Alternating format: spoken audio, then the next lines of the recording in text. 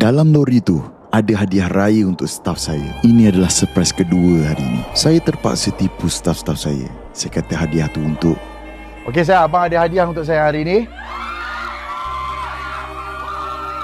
Saya dengan isteri dah sepakat, ini adalah hak kamu dan hadiah ini adalah untuk kamu. Saya arahkan semua staf berkumpul dekat depan ofis. Mereka masih tak tahu yang hadiah ni bukan untuk Aina.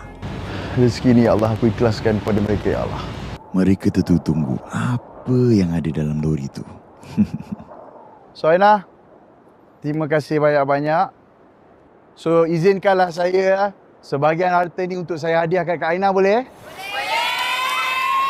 Mereka excited sangat nak tahu apalah hadiah yang saya bagi dekat Aina. Tapi lihatlah reaksi mereka di depan ni bila mereka dapat tahu yang hadiah tu adalah untuk salah seorang dari mereka.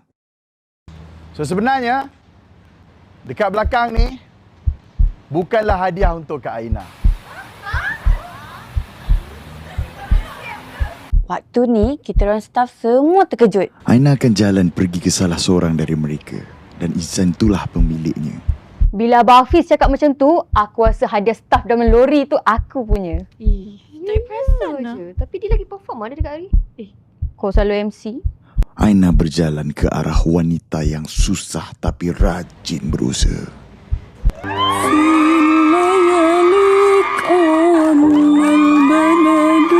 So ke depan. So ingatlah satu ayat Saya pernah cakap dekat Su satu ayat. Sebelum anak kita berumur 7 tahun, kita kena kerja keras. Tak kisah siang dan malam.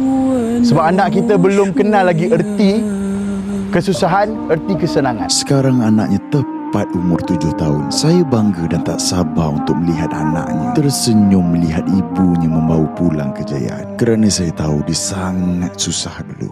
Disebabkan dia pernah susah dulu, dia pernah buat pinjaman hampir RM20,000. Dan bila kita dapat tahu, kita bantu untuk lansaikan hutang dia supaya dia tenang bekerja. Raya 2023, kita pernah hadiahkan sebiji kereta untuk staf Aina. Waktu ni, saya doa supaya hari ni kita mampu lagi. Jom kita tengok apa yang ada dalam lori itu.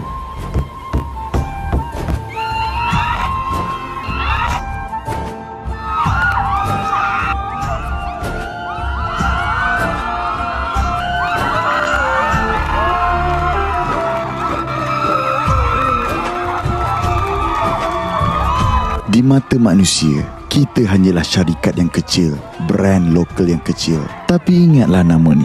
Aina Beauty adalah brand yang sentiasa menghargai manusia. Cantik pula kereta ni. Saya sendiri pun percaya.